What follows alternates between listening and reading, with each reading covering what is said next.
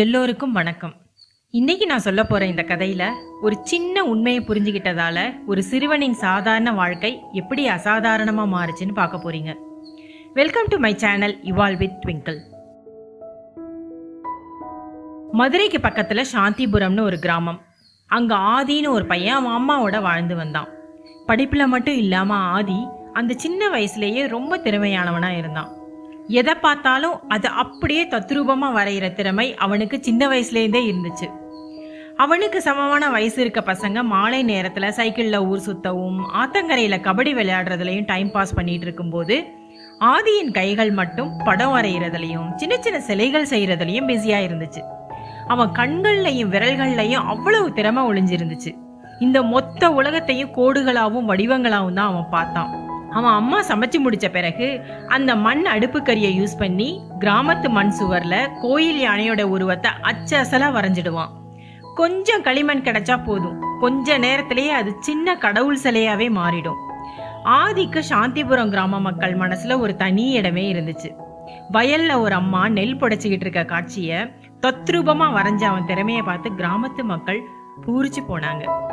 அவங்க கிராமத்து கோயில் யானை லக்ஷ்மி தலைய சாச்சு ஒரு பக்கமா பாக்குற அந்த போஸ அப்படியே வரைஞ்சிருக்கானேன்னு அவங்க ஆச்சரியப்பட்டு போனாங்க.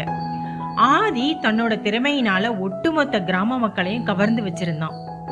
ஒரு நாள் கிராமத்து கோயில் திருவிழா அன்னைக்கு சாமி கும்பிட்டுட்டு கோயிலை விட்டு அவங்க அம்மா வெளியில வர காட்சிய பார்த்தான்.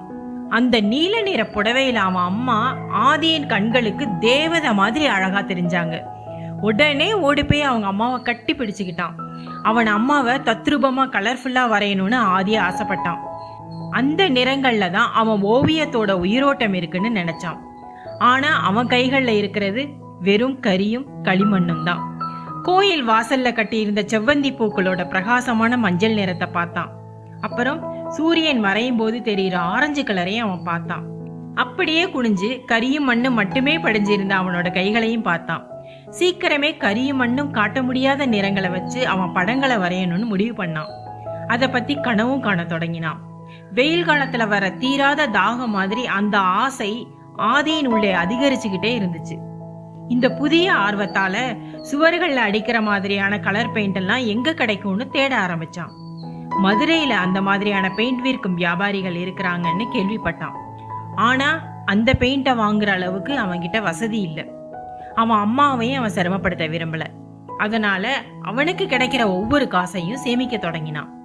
பெயிண்ட் வாங்குறத பத்தி யோசிச்சுக்கிட்டே இருந்ததுனால வரைகிறதுல அவனால கவனத்தை செலுத்த முடியல. வரைகிறதையும் கொஞ்ச நாள்ல நிப்பாட்டிட்டான். இதனால கிராமத்து மக்களோட இருந்த அந்த இயல்பான இணைப்பு மெதுவா குறைய ஆரம்பிச்சிச்சு. ஒரு நாள் ஆலமரத்தின் கீழே ரொம்ப குழப்பமா சோகமா யோசனையில உட்கார்ந்திருந்த ஆதிய அந்த வழியா வந்த மீனாட்சி பாட்டி பார்த்தாங்க. என்ன நடந்துச்சு ஆதி, ஏன் இவ்வளவு சோகமா உட்கார்ந்துருக்கன்னு ஆதி கிட்ட கேட்டாங்க. அதுக்கு ஆதி ஆழ்ந்து மூச்சு விட்டபடியே பேச ஆரம்பிச்சான். என்னோட ஓவியத்துல உயிரே இல்லாத மாதிரி தோணுது பாட்டி. நான் நிறங்களோட ஓவியங்கள் வரையணும்னு ஆசைப்படுறேன். ஆனா அதுக்கு தேவையான நிறங்கள் எனக்கு கிடைக்கல அப்படின்னு நிறங்கள் பத்தின கனவையும் அதுக்காக அவன் காசு சேர்க்கிற விஷயத்தையும் பாட்டி கிட்ட வருத்தத்தோட சொன்னான். அமைதியா எல்லாத்தையும் கேட்ட பாட்டி சிரிச்சுக்கிட்டே, டே பேரா, நீ நிறங்களுக்குள்ளே வாழ்ந்துகிட்டு நிறங்களை வெளியில தேடிட்டு இருக்கியே அப்படின்னு சொன்னாங்க. ஆதிக்கு எதுவுமே புரியாம முழிச்சான். ஏன் கூட வா அப்படின்னு சொல்லி பாட்டி அவனை பக்கத்துல இருந்த தோட்டத்துக்கு கூட்டிட்டு போனாங்க. மஞ்சள் நிறம் வேணுமான்னு சொல்லி மஞ்சள் கிழங்க கல்லுல வச்சு அரைச்சு தன்னோட கைகளை எடுத்து காமிச்சாங்க. பொன் போன்ற மஞ்சள் நிறம் அவங்க கைகள்ல மின்னுச்சு. பச்சை நிறம் வேணுமான்னு சொல்லி அங்க இருந்த பச்சை இலைகளை அரைச்சு காமிச்சாங்க. பச்சை நிறம் அவங்க கைகள் முழுவதும் பரவி இருந்துச்சு. சிவப்புக்கு செம்மல்லி மலர்களையும் நீலத்துக்கு சங்குப்பூவையும் தந்தாங்க. அந்த நிறங்கள் மங்காம இருக்க சில வேர்களையும் மூலிகைகளையும் காமிச்சாங்க. இது எல்லாத்தையும் கொஞ்ச நேரம் ஊற விட்டு காய்ச்சினா இரவுக்குள்ள உனக்கு தேவையான எல்லா நிறங்களும் கிடைச்சிடும் ஆதின்னு பாட்டி சொன்னாங்க. ஆதிக்கு ஆச்சரியம் தாங்க முடியல. அந்த காலத்துல இந்த மாதிரியான இயற்கையான நிறங்களை வச்சுதான் கோயில்கள்ல படங்கள் வரைஞ்சாங்கன்னு பாட்டி சொன்னாங்க. எல்லாத்தையும் கேட்ட ஆதி உடனே வீட்டுக்கு ஓடி போய் வேர்களை அரைச்சு பூக்களை காய்ச்சி கலந்து நிறங்களை உருவாக்க ஆரம்பிச்சான். மறுநாள் காலையில பொழுது விடிஞ்சதும் அந்த முழு கிராமமும் ஒரு பெரிய அதிசயத்தை பார்த்துச்சு.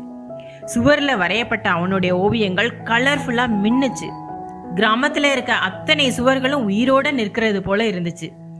மக்கள் ஆச்சரியத்தோட விதவிதமான கலர்ஃபுல்லான ஓவியங்களை பார்த்து வியந்து போனாங்க. அப்போ அங்க வந்த பாட்டி ஆதிய பார்த்து சின்னதா சிரிச்சாங்க.